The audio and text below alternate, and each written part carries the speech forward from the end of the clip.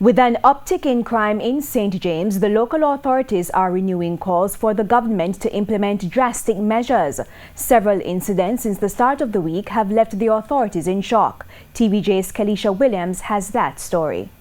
It has become second nature for authorities in St. James to call on the government to reinstate the state of public emergency in the parish. It has been the main request of Mayor Homer Davis in almost every public forum since the security measure expired on January 31. So with the murder rate climbing in St. James, he reiterated his position. In my interaction with our citizens, I have observed a feeling of fear, a feeling of who is next.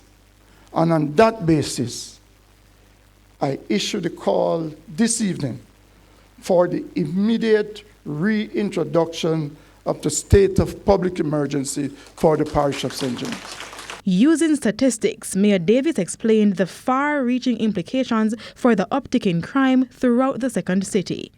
There has been an alarming 80% increase in murders since January. And up to recently, a day or so ago, we had a little over 50 murders committed in our parish compared to about 30 the same time last year.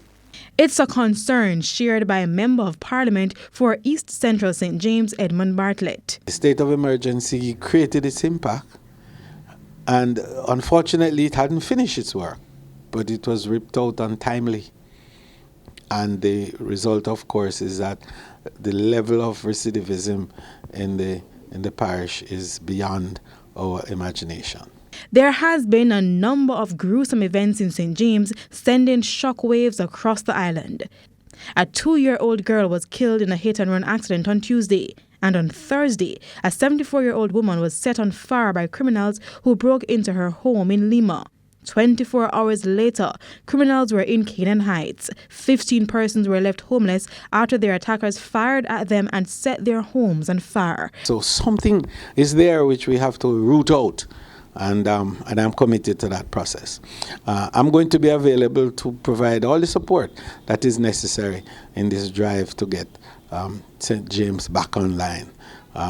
We have done a lot of work. Certainly from the tourism side, we've worked with the security forces. We provided resource support in a number of areas.